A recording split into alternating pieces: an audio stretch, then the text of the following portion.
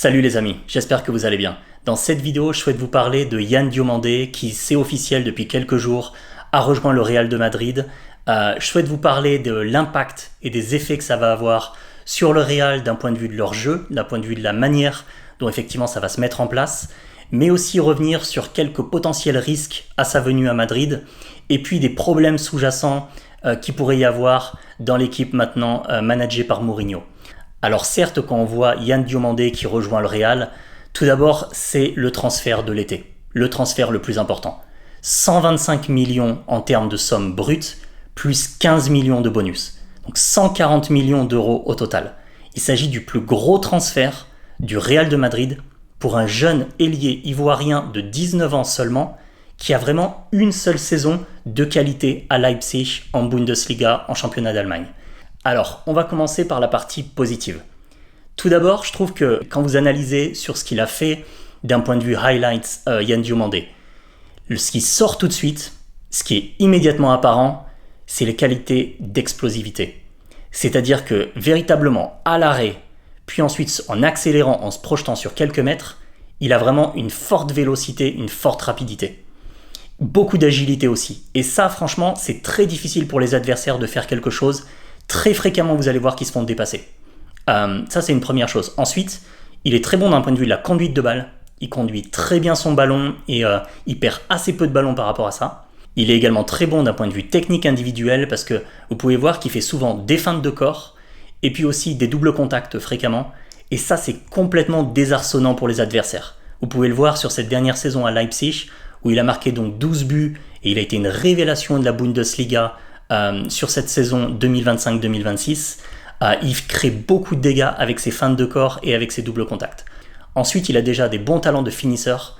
Donc effectivement, il a mis ses 12 buts et clairement d'un point de vue de la frappe de balle, alors franchement, on voit qu'il a un bon niveau, même si je pense qu'il peut encore un peu progresser là-dessus. Mais ce qui est intéressant par ailleurs, c'est que c'est un joueur de 19 ans, donc on pourrait penser qu'à cet âge, il serait encore relativement frêle, relativement un peu faible, un peu léger d'un point de vue physique. C'est pas le cas. Vous le voyez sur ses highlights, il a du coffre, il est physique, il est athlétique et il ne se laisse pas bousculer par les défenseurs, même les défenseurs centraux. Donc avec sa vitesse plus effectivement cette combinaison de physique, plus la qualité technique qu'il a, c'est quand même un prospect qui est vraiment très intéressant et un joueur qui a haut potentiel. Maintenant quand même, pour venir un petit peu modérer ce propos et mitiger un petit peu ça, une seule saison professionnelle de qualité pour le moment à Leipzig. Puisque, rappelons-le, il est passé par les États-Unis, ensuite il est effectivement allé à Leganés en Espagne, puis il a rejoint donc Leipzig en Allemagne la saison dernière. Mais une seule saison de qualité en Bundesliga pour payer un prix de 140 millions d'euros, ça représente quand même un risque important pour le Real Madrid. Maintenant parlons de la manière dont il sera disposé sur le terrain. Donc Mourinho très probablement devrait garder Mbappé en pointe, sur la gauche Vinicius et sur la droite Diomandé, avec derrière eux effectivement sur ce carré formé, bien entendu Bellingham, l'anglais pour venir les alimenter en ballon. C'est vrai que sur ce trident Vinicius, Mbappé, Diomandé, quand on y pense comme ça, ça paraît assez démoniaque. Ça paraît très difficile à arrêter et assez irrésistible en attaque. En revanche, je pense qu'il est important de se poser des questions sous-jacentes qui sont essentielles pour le Real Madrid. C'est tout d'abord le milieu de terrain qui est vraiment ce qui pêche depuis plusieurs saisons.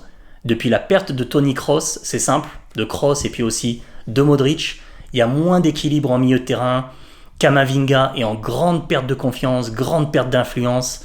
Donc les vrais problèmes du Real, ils ne se situent pas nécessairement à la place qu'occupera Diomandé, mais plus sur ce milieu de terrain et vraiment dans l'animation.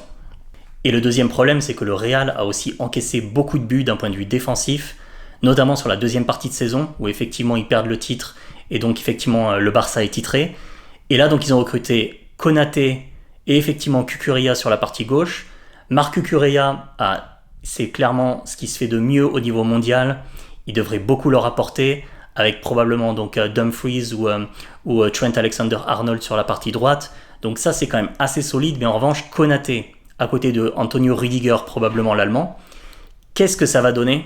Est-ce que ça va être la sécurité sociale ou est-ce que Konaté va nous faire un petit peu comme avec l'équipe de France pendant le mondial, quelque chose de pas du tout terrible et avec une défense toujours assez fébrile et assez fragile.